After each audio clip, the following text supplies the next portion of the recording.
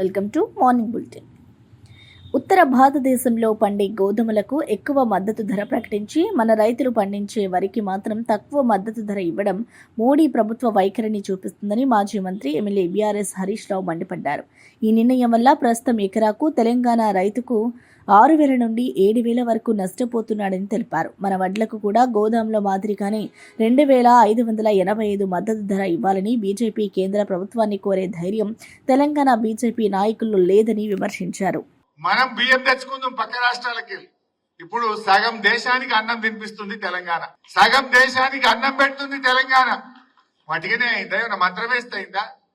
24 గంటల కరెంట్ ఇచ్చిండు కేసీఆర్, రైతు బంధు పథకం తెచ్చిండు కేసీఆర్, పండిన పంటను ప్రతి గింజ కొన్నది కేసీఆర్ ప్రభుత్వం.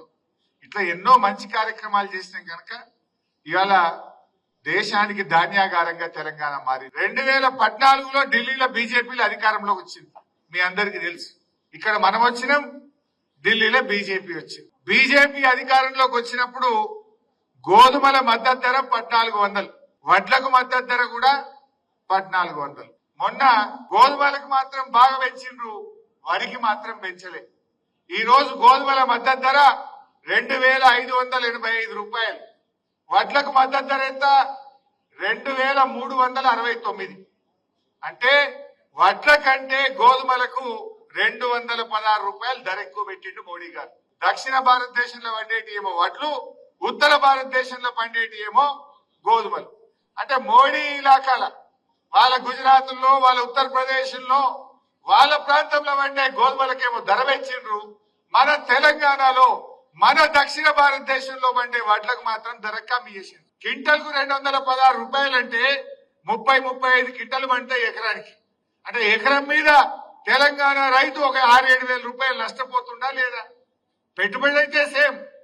నువ్వు ఆనాడు 1,400 గోధుమలు ఉండే, 1,400 వడ్లు ఉండే. ఇప్పుడు కూడా అదే ధర ఇచ్చుంటే మా తెలంగాణ రైతుకు ఎకరానికి 6-7 వేల రూపాయల లాభం వచ్చునా రాకపోనా? అంటే ఎంత నష్టపోయినట్టు 10 ఏళ్లలో? ఎన్ని క్వింటాలు, ఎంతమంది రైతులు, ఎన్ని కోట్ల రూపాయలు ఈ తెలంగాణ నష్టపోయింది. మరి సబ్కా సాత్ సబ్కా వికాస్ అంటే ఇదేనా?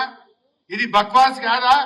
సబ్కా సాత్ సబ్కా వికాస్ అంటే మరి మన వడ్లకు కూడా గోధుమలతో పాటు సమానంగా 2,585 రూపాయల మద్దతు ధర ఇవ్వాల్సినటువంటి అవసరం ఉంది. దీని మీద బీజేపీ ఎంపీలు అడుగుతాడా? కేంద్ర మంత్రి కిషన్ రెడ్డి నోరిపుతాడా? బండి సంజయ్ మాట్లాడతాడా? ఒక్కరు కూడా మాట్లాడరు. వీళ్ళకి వాళ్ళని చూస్తేనే భయం పట్టుకుంటది. మరి అదే బీఆర్ఎస్ ఎంపీలు ఉండుంటే నువ్వు ఏదైనా గోధుమలకు బాగా వచ్చినావు, మా వడ్లకు ఎందుకు ఇవ్వని ఇలా గట్టిగా అడిగే సత్తా ఒక బీఆర్ఎస్ పార్టీకి మాత్రమే ఉంటది అనేటువంటి విషయం నేను మీకు మనవి చేస్తా ఉన్నా. కామారెడ్డిలో భారీ వరదల వల్ల ప్రజలు దెబ్బతిన్న సమయంలో కాంగ్రెస్ నేత రేవంత్ రెడ్డి చేసిన పర్యటనపై మాజీ మంత్రి ఎమ్మెల్యే విజయప్రసాద్ రాజులు తీవ్ర ఆగ్రహం వ్యక్తం చేశారు. ఆయన ఆరోపణల ప్రకారం రోడ్ల మరమ్మతులకు, పంట నష్ట పరిహారాలకు అవసరమైన నిధులు రేవంత్ వద్ద లేవని, పేదలకు సత్వర సహాయం ఇవ్వడంలో ఆసక్తి లేదని పేర్కొన్నారు. మరోవైపు మూసీ సుందరీకరణకు లక్షల కోట్ల రూపాయలు, ఫ్యూచర్ సిటీ నిర్మాణానికి వేల కోట్ల నిధులు ఉన్నట్లే చూపిస్తూ ఈ వ్యత్యాసంపై సంచలన వ్యాఖ్యలు చేశారు. విజయప్రసాద్ రావు తెలిపారు, కేవలం కమిషన్ల కోసం, అడ్డగోలు దోపిడీ కోసం, రియల్ ఎస్టేట్ దందాలతో ప్రజల వనరులను సొంత జేబుల్లోకి దారి తీయడానికి ప్రభుత్వ పనులు అన్వయిస్తున్నాయని ఆయన ఆరోపించారు. 50 లక్షలతో వేస్తే కమిషన్లు రావు కదా. రైతుల ఖరాబైన వరి పంటకు పైసలు ఇస్తే రైతుల దగ్గర కమిషన్లు రావు కదా. అదే 1,50,000 కోట్లతోటి మూసి రివర్ పంటను కడితే దాంట్లో కమిషన్లు తొప్పుకోవచ్చు అని ఆలోచన. ఎవరు అడగని, అక్కరకు రాని 4th సిటీ అట, ఫ్యూచర్ సిటీ అట, అది కడితే దాంట్లో ఉన్న భూములు అమ్ముకొని మూటలు సంపాదించుకోవచ్చు అన్న ఆలోచన. జాగ్రత్తగా మనం ఆలోచన చేయాలి.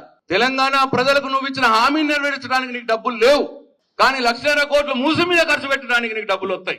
1,00,000 కోట్లు ఫ్యూచర్ సిటీ మీద ఖర్చు పెట్టడానికి నీకు డబ్బులు వస్తాయి. హామీలు అమలు పరుస్తే కమిషన్లు రావు కదా. 2,500 మహిళలకు ఇస్తే కమిషన్ రాదు కదా. 4,000 వృద్ధులకు పెన్షన్లు పెంచితే నీ కమిషన్లు రావు కదా. అదే మూసి రివర్ ఫ్రంట్ 1,00,000 కోట్లతోటి ఖర్చు చేస్తే నీకు కమిషన్లు వస్తాయి దాంట్లో. కాబట్టి ఇవాళ ఇది దోపిడీ కోసమే, కేవలం రియల్ ఎస్టేట్ దందాలు చేసుకొని ఈ రాష్ట్రాన్ని దోచుకోవడానికి ఇవాళ ముఖ్యమంత్రి రేవంత్ రెడ్డి ప్రయత్నం చేస్తా ఉన్నాడు. వారి ప్రయత్నాన్ని అడ్డుకుంటున్నారే మన హరీష్ రావు గారు, కేటీ రామారావు గారు. 6 అడుగుల బుల్లెట్ ఆ 3 అడుగుల ముక్కుపోయినోడిని ఉచ్చ పోయిస్తున్నాడా లేదా? కాబట్టే వీళ్ళ మీద కోపం వస్తున్నది వానికి. ఎట్లా వాడి కేటీఆర్ని హరీష్ రావుని జైలు వేయాలి. వీళ్ళని జైలు వేస్తే నన్ను ఎవడు అడగటోడు ఉండడిగా. అప్పుడు మోసీ రివర్ ఫ్రంట్ మీద దోసుకోవచ్చు, ఫ్యూచర్ సిటీ మీద దోసుకోవచ్చు. ఇగో ఈ ప్లాన్ల రేవంత్ రెడ్డి ఉన్నాడు సోదరులారా. ఈ విషయం మనం స్థానిక సంస్థల ఎన్నికల్లో ప్రజల దగ్గరికి తీసుకుపోవాల్సిన అవసరం ఉన్నది అని చెప్పి మీ అందరికి నేను మనవి చేస్తా ఉన్నా. ఓట్లు వేసి అధికారంలోకి తెచ్చిన ప్రజలను కల్తీ మద్యంతో చంపిన పార్టీగా వైసీపీ చరిత్రలో నిలిచిపోతుందని మాజీ మంత్రి సర్వేపల్లి ఎమ్మెల్యే సోమిరెడ్డి చంద్రమోహన్ రెడ్డి తీవ్రస్థాయిలో విమర్శించారు. కల్తీ మద్యం ఘటనలపై సీఎం చంద్రబాబు నాయుడు ప్రోత్సహిస్తున్నారని జగన్ చేసిన వ్యాఖ్యలను ఖండించారు. వైసీపీ పాలనలోనే 3,500 కోట్ల మద్యం కుంభకోణం దేశంలో సంచలనమైందని గుర్తు చేశారు. అక్రమాలను కూటమి ప్రభుత్వం ఎట్టి పరిస్థితుల్లోనూ సహించదని స్పష్టం చేశారు. అది తప్ప ఇప్పుడు కల్తీ మద్యం వ్యాపారం రాష్ట్రం అంతా కూటమి ప్రభుత్వం చేస్తుంది, చంద్రబాబు నాయుడు గారు మద్దతు ఇస్తున్నాడు. ఏం మాట్లాడుతున్నారు? ఎక్కడో ఒక దగ్గర ఒక వ్యక్తి తయారు చేస్తే పట్టుకొని జైలుకి పంపించారు, సీజ్ చేసినారు, యాక్షన్ తీసుకుంటున్నారు. You have to appreciate them వాళ్ళని. అటువంటిది టోటల్ నేను ఒక మాట చెప్తాను. తమరి టైంలో 5 ఏళ్లలో వైసీపీ ప్రభుత్వంలో హోల్సేల్ రాష్ట్రం అంతా మీరే కల్తీ మద్యం వ్యాపారం చేశారు. వేలాది మంది ప్రజలు ప్రాణాలు తీశారు, లక్షల మంది అనారోగ్యానికి కారణమైనారు. డిస్టిలరీస్ మీ లెఫ్ట్లు రైట్లు హ్యాండ్ ఓవర్ చేసుకున్నారు, బై ఫోర్స్ఫుల్గా డిస్టిలరీస్ హ్యాండ్ ఓవర్ చేసుకున్నారు. 3,500 కోట్ల కుంభకోణం ఒక సెన్సేషనల్. కంట్రీలో ఓట్లేసిన ప్రజలకి కల్తీ మద్యం తాగిచ్చి చంపిన పార్టీ ఏదైనా ఉందంటే వైసీపీ, జగన్మోహన్ రెడ్డి. మీరు మాట్లాడటం ఆశ్చర్యం ఉంది. కానీ యాక్షన్ తీసుకుంటే దాని గురించి విమర్శిస్తావు, యాక్షన్ తీసుకోకపోతే విమర్శిస్తావు. యాక్షన్ తీసుకోకుండా చేతులు కట్టుకొని మీ మాదిరిగా ఎంకరేజ్ చేసే నాయకత్వం చంద్రబాబు నాయుడు నాయకత్వం కాదు అది. కానీ మీరు అసలు ఒక ఫ్రస్ట్రేషన్లో జగన్మోహన్ రెడ్డి ఫ్రస్ట్రేషన్లో మాట్లాడుతున్నావు. కరెక్ట్ కాదు ఇది. ఒక యాక్షన్ చర్యలు తీసుకున్న దాని మీద నువ్వు స్టోరీలు మాట్లాడితే ఎట్లా? ఇది కరెక్ట్ కాదు. 2014లో గవర్నర్ పరిపాలన, నీ క్యాండిడేట్లు సర్వేపల్లి, నెల్లూరు జిల్లాలోని సర్వేపల్లి, కావలి, మొత్తం గోవా నుంచి బాటిల్ 10 రూపాయలు. గోవా నుంచి ఒక పెద్ద టోటల్ సిండికేట్ అది, మద్యం మాఫియా. గోవా, పాండిచేరి, కర్ణాటక, తమిళనాడు టీం దగ్గర ఆ కల్తీ మద్యం తెచ్చారు. 10 డంపులు పట్టుకున్నారు. మొత్తం 14 కేసులు బుక్ చేశారు. ఒక్క సర్వేపల్లి ఎమ్మెల్యే మీద 4, కావలి ఎమ్మెల్యే మీద 6 కేసులు. వాళ్ళని ఇంకా ప్రమోట్ చేశావు, 2వ సారి టికెట్లు ఇచ్చి మంత్రి పదవి చేర్చావు. ఈరోజు జిల్లాధ్యక్ష పదవి. తెలంగాణ రాజకీయ చరిత్రలో చిరస్థాయిగా నిలిచిపోయిన నేత కేకే వెంకటస్వామి గారిని రవాణా మరియు బీసీ సంక్షేమ శాఖ మంత్రి పొన్నం ప్రభాకర్ గారు స్మరించారు. ఆయన మాట్లాడుతూ కేకే గారు సామాజిక న్యాయం కోసం జీవితాంతం పోరాడిన మహానేత అని, బీసీ, ఎస్సీ, ఎస్టీ వర్గాలకు అండగా నిలిచిన దూరదృష్టిగల నాయకుడని అన్నారు. ప్రజలతో మమేకమై వారి హక్కుల కోసం అనేక ఉద్యమాలు నడిపిన కేకే గారి ఆలోచనలే నేటి తెలంగాణ పాలనకు మార్గదర్శకమని పొన్నం ప్రభాకర్ పేర్కొన్నారు. నాయకుడిగా క్షేత్ర స్థాయి నుంచి అంత ఉన్నత స్థాయికి రాష్ట్ర మంత్రిగా, రాష్ట్ర కాంగ్రెస్ అధ్యక్షుడిగా, కేంద్ర మంత్రిగా, సిడబ్ల్యూసి సభ్యుడిగా అనేకమైనటువంటి పదవులకు వన్నె తెచ్చి తనకంటూ ఒక ప్రత్యేకమైనటువంటి గుర్తింపును ఒకటే రంగంలో కాక అనేక రంగాల్లో, అటుగా కార్మిక రంగాన్ని తీసుకుంటే కాకా తీసుకొచ్చిన సంస్కరణలు, కాకా తీసుకున్న నిర్ణయాలు, అటు కేంద్ర కార్మిక శాఖ మంత్రిగా కానీ, రాష్ట్ర కార్మిక శాఖ మంత్రిగా, లేదా దేశవ్యాప్తంగా కార్మిక చట్టాలకు సంబంధించి సమీక్షలు, పునఃసమీక్షలు చేసి ఈరోజు దేశంలోనే కార్మిక నాయకుడిగా గుర్తింపున్నటువంటి వ్యక్తి ఎవరైనా ఉన్నారంటే కాకా వెంకటస్వామి గారు. తదుపరి కార్మిక నాయకుడిగాతో పాటుగా ఒక బడుగు బలహీన వర్గాలకు సంబంధించి ఒక ఐకాన్గా, బడుగు బలహీన వర్గాలకు ఒక గొంతుగా అన్న రాజకీయాల్లో, మేము విద్యార్థి సంఘ రాజకీయాల్లో చూస్తూ ఉంటుండేవి.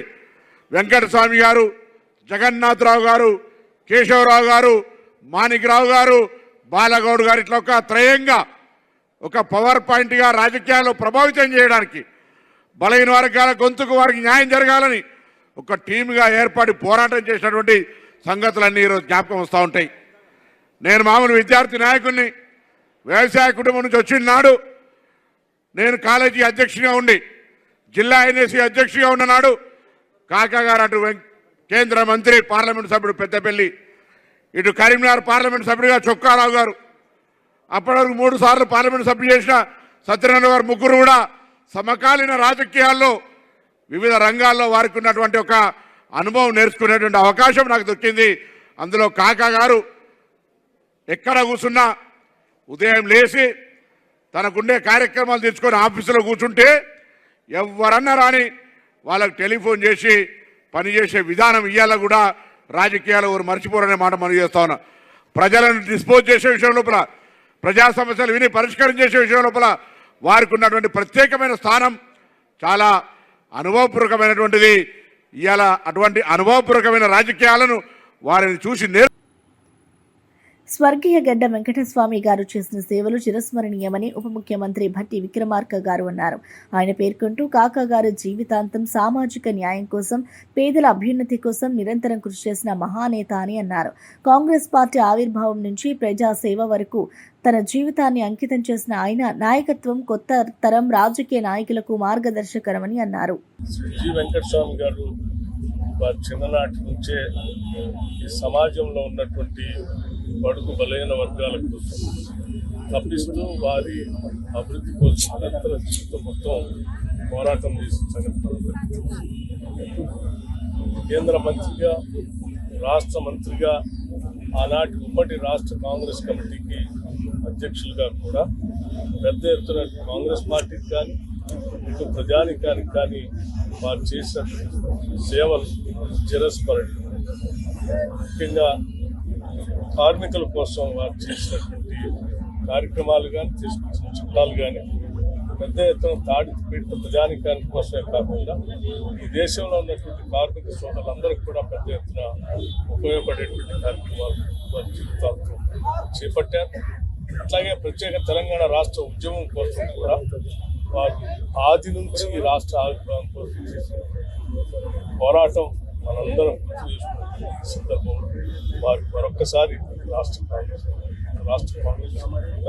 రాష్ట్ర ప్రభుత్వం నుంచి కూడా ఘనమైన నివాళులు అర్పించడమే కాకుండా వారి ఆశయాలనే మార్గాలను అనుసరిస్తూ పేద ప్రజల కోసం పునరంకితం అవుతామని సందర్భంగా మనం చేస్తున్నాం. నిరంతరం ప్రజల శ్రేయస్సు కోసం పరితపించిన వ్యక్తి స్వర్గీయ గడ్డ వెంకటస్వామి గారేనని గనులు, కార్మిక, ఉపాధి, శిక్షణ, ఫ్యాక్టరీస్ శాఖ మంత్రి గడ్డ వివేక్ వెంకటస్వామి గారు అన్నారు. ఆయన మాట్లాడుతూ కాకా గారు జీవితమంతా సామాజిక న్యాయం, పేదల సంక్షేమం కోసం అంకితమై పనిచేశారని, ఆయన త్యాగం, నిబద్ధత తనకు ఎల్లప్పుడూ ప్రేరణగా ఉంటుందని పేర్కొన్నారు. అప్పుడు నేను ప్రెసిడెంట్గా ఉన్నాను. అప్పుడు చాలామంది వచ్చి చెప్పారు, సార్ మీ నాన్నగారు ప్రైవేట్ సెక్టర్ రంగంలో పెన్షన్ పథకం తీసుకొస్తున్నారు, ఇది ఇండస్ట్రీ నడవలేదు, మీరు కొద్దిగా మాట్లాడి ఈ విషయంపై ఆపాలని చెప్పి నాకు సూచన ఇవ్వడం జరిగింది. అయితే నేను పోయి మా నాన్నగారు నా మాట వింటాడని చెప్పి పోయి నేను వారికి రిక్వెస్ట్ చేయడం జరిగింది. అయితే వారు తక్షణమే నాకు అక్కడ కోపంతో నువ్వు గెట్ అవుట్ ఫ్రమ్ హియర్ అని చెప్పి నాకు ఆయన చెప్పడం జరిగింది. ఏమన్నారంటే, నేను ఇది ప్రజలకు ఎవరైతే రిటైర్ అయిన తర్వాత వీళ్ళందరికీ అమ్మా నాన్న చాలాసార్లు కొంత పిల్లలు చూడటం లేదు అమ్మా నాన్నను, వీళ్ళకు భద్రత కల్పించాలి, నేను వారి కోసము పెన్షన్ స్కీమ్ తీసుకొస్తుంటే మీరు అడ్డుకుంటున్నారు, మీరు ఇండస్ట్రియలిస్ట్ అందరూ కూంచూస్ అని చెప్పి వారు నన్ను అక్కడి నుంచి గెట్అవుట్ అని చెప్పి పంపించేశారు. అంటే నిరంతరము ప్రజలకు ఏది మంచిదో ప్రజలకు మంచిగా చేయాలని చెప్పి ఆ ఆలోచన ఉండేది. ఈరోజు ప్రైవేట్ రంగంలో కూడా అందరు కూడా మెచ్చుకుంటున్నారు. ఇంత మంచి పథకము వెంకటస్వామి గారు తీసుకొచ్చారు, మాకందరికీ కూడా లాభం ఉందని చెప్పి అందరు కూడా ఈరోజు గుర్తించుకుంటుంటారు. మీ అందరికీ తెలిసిన విషయమే, సింగరేణి సంస్థ BIFRలో ఉన్నప్పుడు కాకా వెంకటస్వామి గారు, అప్పుడు పివి నరసింహారావు గారు ప్రధానమంత్రి ఉన్నారు, వారితో చర్చించి 400 కోట్ల రూపాయలు NTPCతో నుంచి సింగరేణి సంస్థకు రుణం ఇప్పించి ఆ సంస్థను కాపాడడం జరిగింది. ఆ రోజులలో సుమారు 1,00,000 వర్కర్సు వారి కుటుంబ సభ్యులకు అందరికీ కూడా అండగా ఉండి, లేదు సింగరేణి కార్మికులందరూ కూడా చెమటకారి వాళ్ళు సింగరేణి సంస్థ కోసం పనిచేస్తున్నారు, ఆ సంస్థను మనం కాపాడుకుంటే మంచిగుంటుందని చెప్పి ఆ రోజులలో సింగరేణి సంస్థను కాపాడుకోవడం జరిగింది. ఈరోజు సింగరేణి సంస్థలో మొన్న ముఖ్యమంత్రి గారు వారు లాభాల వాటలో కార్యక్రమంలో వెంకటస్వామి గారిని గుర్తు చేస్తూ ఆ రోజులలో సింగరేణి సంస్థను కాపాడినందుకు ఈరోజు సుమారు 6,000 కోట్ల రూపాయలు ప్రాఫిట్ వచ్చింది. కార్మికులకు మేము బోనస్ ఇస్తున్నాము 34%.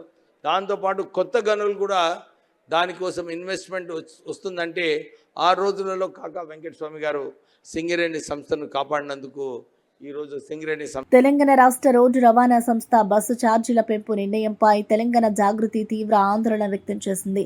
వర్కింగ్ ప్రెసిడెంట్ రూప్ సింగ్ నాయక్ మాట్లాడుతూ ఒకేసారి 10 రూపాయలు పెంచడం సామాన్య ప్రజలపై తీవ్రమైన భారం మోపడం అవుతుందని విమర్శించారు. ఇప్పటికే ఆహార పదార్థాలు, ఇంధన ధరలు పెరిగి పేద కుటుంబాలు ఇబ్బందులు పడుతున్న సమయంలో బస్సు ఛార్జీల పెంపు నిర్ణయం తగదని అన్నారు. విరమించుకోవాలని చెప్పి మేము హెచ్చరిస్తా ఉన్నాం. ఈ ఆలోచన తెలంగాణలో ఉన్నటువంటి పేద మధ్యతరగతి ప్రజల మీద తీవ్రమైనటువంటి భారం పడుతుంది. ఇప్పటికే మహిళలకు ఉచిత బస్సు పేరుతోని గ్రామాలకు వెళ్ళే అనేక బస్సులను తగ్గించారు, పట్టణాల్లో కూడా అనేక బస్సులను తగ్గించారు.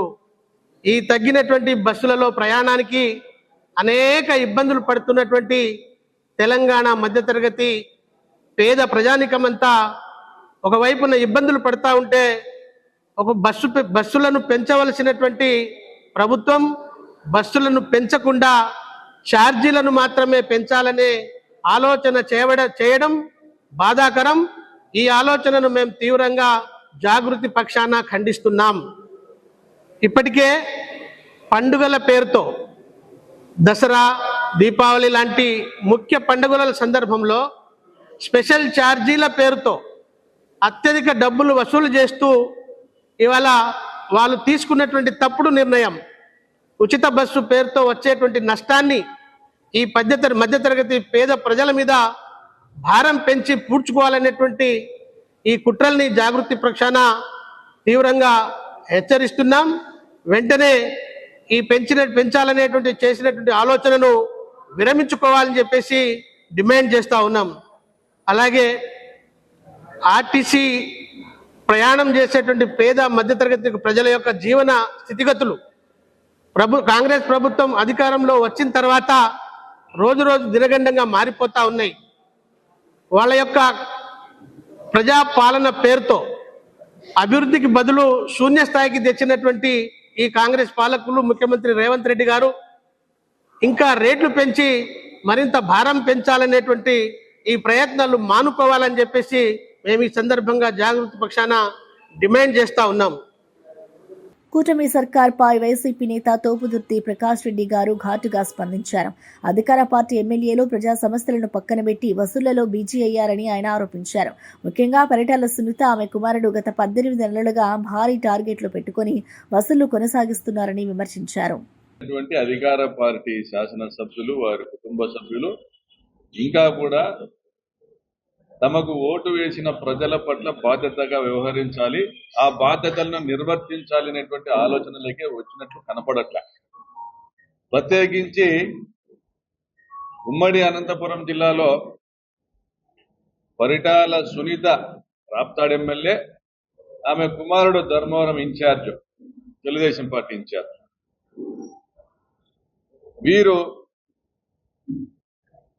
గత 18 నెలలుగా చాలా బిజీగా ఉన్నారు. చాలా బిజీ అంటే టార్గెట్లో పెట్టుకొని వసూళ్లు చేసేటువంటి కార్యక్రమంలో ఉన్నారు. వీరు వసూలు ఏ స్థాయికి పోయినాయంటే నాకు తెలిసి 95 నుంచి 30 సంవత్సరాల పాటు సివిల్ సప్లైస్ రవాణా కాంట్రాక్ట్ వీళ్ళే నిర్వహిస్తున్నారు. మధ్యలో 1 సంవత్సరమో 2 సంవత్సరాలు ఎప్పుడైనా ప్రభుత్వం వచ్చిన తొలి రోజుల్లో అనంతపురంలో ఒక వాయిస్, ఒక ఆడియో బయటకు వచ్చింది. దగ్గుబాటి ప్రసాద్ వారికి సంబంధించినటువంటి బంధువులు, అనుచరులు ఈ పీడిఎస్ రైస్ కి సంబంధించినటువంటి స్మగ్లర్స్ ఎవరైతే ఉన్నారో వాళ్ళతో మాట్లాడేది. అయ్యా మేము వచ్చినామో ఈ బియ్యం పైన డబ్బులు మాకు కట్టాలా అని అంటే, లేదన్నా అది పరిటాల వాళ్ళదే, చాలా ఏళ్ల నుంచి వాళ్ళదేను అంటే, మురళి మా బావేలే అని. మురళి మా బావేలే అని. మురళినా బాలాజీనా? బాలాజీ మా బావేను అని దగ్గుబాటి ప్రసాద్ బంధువు ఎవరో మాట్లాడతారు. కాంగ్రెస్ సీనియర్ నేత వెంకటస్వామి జయంతి సందర్భంగా ట్యాంక్ బండ్ వద్ద ఆయన విగ్రహానికి deputy CM Bhatti Vikramarka, TPCC chief Mahesh Kumar Goud, మంత్రులు పొన్నం ప్రభాకర్, శ్రీధర్ బాబు, వాకిటి శ్రీహరి తదితరులు నివాళులు అర్పించారు. డిప్యూటీ సీఎం భట్టి విక్రమార్క మాట్లాడుతూ బడుగు బలహీన వర్గాలకు అండగా వెంకటస్వామి నిలిచారని, కేంద్ర మంత్రిగా మరియు రాష్ట్ర మంత్రిగా ఆయన చేసిన సేవలు మరవలేనివని అన్నారు.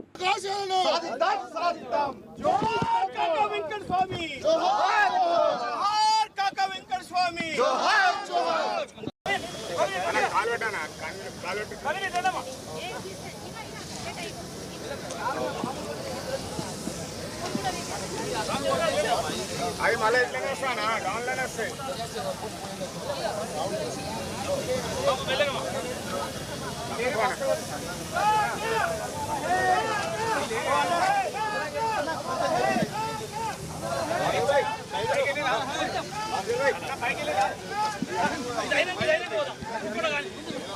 అన్న ఒక్క నిమిషం జరగండి.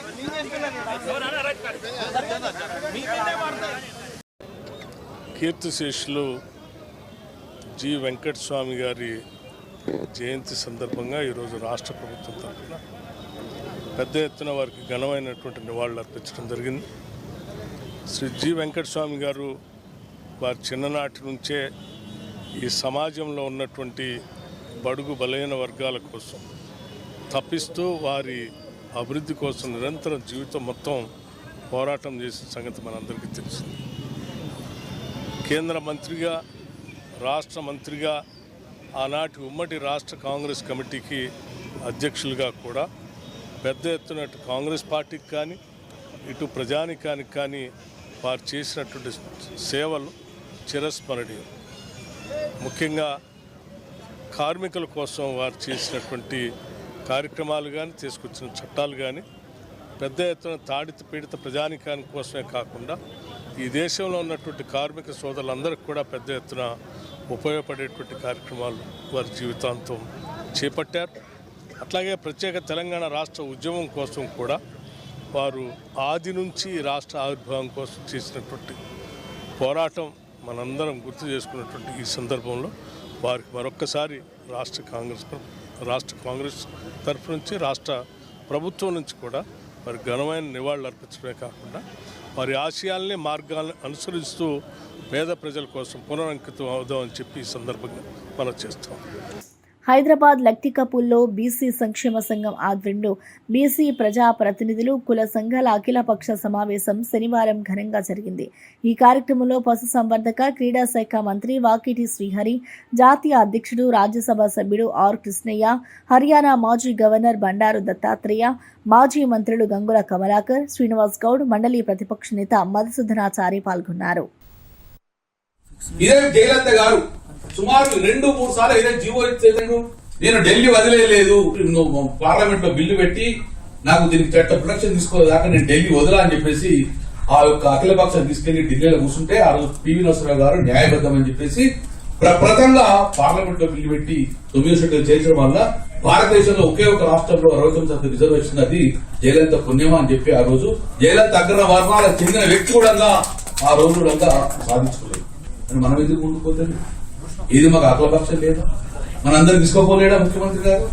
దేశంలో ఉన్నటువంటి అన్ని రాజకీయ పార్టీలు ఒక వేదిక మీద వచ్చి వాళ్ళు నిర్ణయం తీసుకొని పార్లమెంట్ లో బిల్లు పెట్టి పార్లమెంట్ లో పాస్ చేస్తే ఓటు కూడా ఏం అనలేదని నేను మీకు సభాముఖంగా నిర్ణయం చేస్తాను.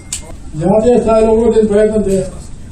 ప్రజాకోట్లకు తీసుకెళ్లడం చాలా అవసరమని నేను మీకు సభాముఖంగా కార్యాచరణ ఇది ప్లాట్ఫామ్ బిల్డప్ చేయకపోతే సెంట్రల్ లో ఉన్నటువంటి అధికార పార్టీ ఏదైనా కూడా మీ రాష్ట్రానికి మేము 52% ఇస్తామని ఎక్కడ అనదు. మనం నిర్మాణం చేసుకున్నదాన్ని యాక్సెప్ట్ చేయమని మనమందరం కలిసి కూడా ఫోర్స్ చేయాల్సిన అవసరం ఉన్నది. 47% రిజర్వేషన్ ఇస్తామని చెప్పినాం. ఈ ప్లాట్ఫామ్ ఆ ప్లాట్ఫామ్ తినే కూడా చెప్పినాం.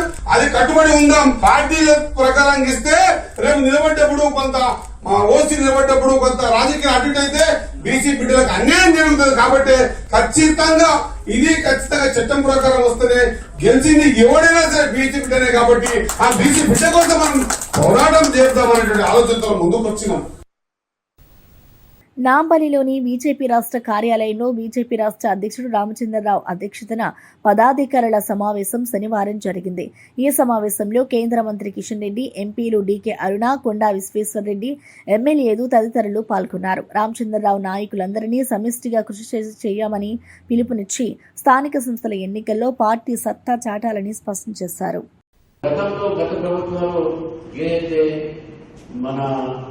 గ్రామీణ ప్రాంతాన్ని ఏ ప్లానింగ్ కమిషన్ చెప్పిన తర్వాత సెంట్రల్ ఫండ్స్ వచ్చినాయో అది డైవర్ట్ చేశారు. ఆ డైవర్ట్ చేసినటువంటి ఒక విషయాన్ని కూడా వీళ్ళు తెలంగాణ ప్రజలు మర్చిపోలేదు. మీరు ఏ పాత సర్పంచ్ అడగండి, బీఆర్ఎస్ అనేది చాలా అన్యాయం చేసింది, ఏడిపించింది అనేటువంటి మాట మాట్లాడతారు. కాంగ్రెస్ పార్టీ వచ్చిన తర్వాత ఇప్పుడు వీళ్ళు కూడా నిధులు లేక పైసలు చేయలేక మళ్ళీ సెంట్రల్ ఫండ్ వస్తే ఈ లోకల్ బాడీ ఫండ్స్ వాళ్ళు డైవర్ట్ చేసుకుంటారు. అది కాకుండా ఉండాలంటే బీజేపీ ఎక్కువ శాతం గెలిస్తే దాన్ని మనం ఆపవచ్చు అనే విషయాన్ని కూడా మనం గ్రామీణ ప్రజలకు వెళ్ళాల్సిన అవసరం ఉంది. గ్రామీణ సడక్ యోజన, ప్రధానమంత్రి గ్రామీణ సడక్ యోజన, బ్లాక్ టాపింగ్ ఇవన్నీ మనం చేస్తున్నాం. ఆ ఫండ్స్ కూడా డైవర్ట్ చేసుకుంటున్నాం.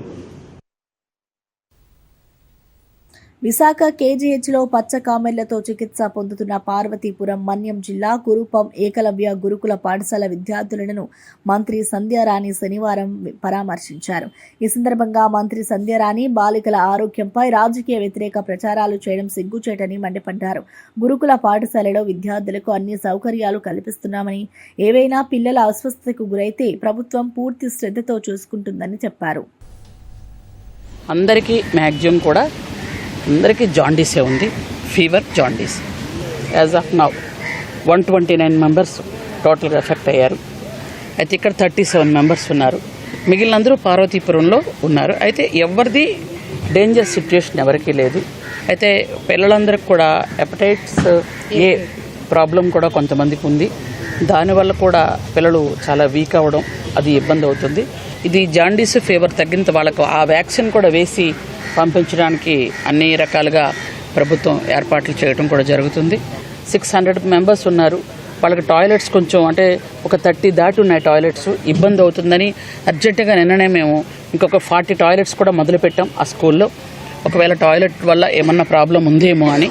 అక్కడ ఉన్నటువంటి ఏఎన్ఎంస్ కూడా, ఎందుకంటే చాలామంది ఏఎన్ఎంస్ లేరు అని ఒకటే, అంటే ఇట్లాంటి ఏదైనా ఒక సిచ్యువేషన్ జరిగితే అయ్యో పిల్లలు ఇలా జరిగింది అనడం కాకుండా కొంతమంది ప్రతిపక్ష నేతలు ఎలా అంటే అక్కడ ఏఎన్ఎం లేరు అందుకే ఎలా ఉన్నారు. ఏఎన్ఎం ఉన్నా ఒకసారి జ్వరం వచ్చి జాండీస్ వచ్చాక ఏఎన్ఎం ఎంతవరకు చేయగలుగుతారు అంతవరకే చేయగలుగుతారు. ఆ తర్వాత హాస్పిటల్ తీసుకెళ్ళి జాయిన్ చేయాలి. అంటే కష్ట సమయాల్లో కూడా మమ్మల్ని విమర్శించడమే పనిగా పెట్టుకున్న వాళ్ళకి నేను సమాధానం చెప్పదలుచుకోలేదు. కానీ పిల్లలంటే గిరిజన బిడ్డలంటే మా బిడ్డలు, దానిలో ఎటువంటి తేడా లేదు. వాల్తేరు డివిజన్ ఈ ఆర్థిక సంవత్సరంలో ఏప్రిల్ నుంచి సెప్టెంబర్ వరకు 39.18 మిలియన్ టన్నుల సరుకు రవాణా చేశామని డిఆర్ఎం లలిత్ బొహారా తెలిపారు. 6 నెలల ప్రగతి నివేదికను విడుదల చేసిన ఆయన డివిజన్ రవాణా కార్యకలాపాలు గణనీయంగా పెరుగుతున్నట్లు వివరించారు. అలాగే విశాఖ రైల్వే స్టేషన్ నుంచి 6 నెలల్లో 1,46,00,000 మంది ప్రయాణించినట్లుగా వెల్లడించారు. In this 6 months, Voltaire division has done the phenomenal performance. The division has done the ever highest loading of the goods material, that is about 39.18 million ton. Previous highest loading was in the year 2023-24, that is from April 23 to September 24, and this is almost 10% more than what we achieved 2 years back. We are loading almost 60 rakes every day. The division has got an originating loading of more than 4,800 crore. And on the passenger front, the Visakhapatnam station has handled in first 6 months about 1.64 crore originating passenger. Coaching earning from Visakhapatnam has been more than 426 crore. ఇవి updates చూస్తూనే ఉండండి. మరో బులెటిన్లో మళ్ళీ కలుద్దాం.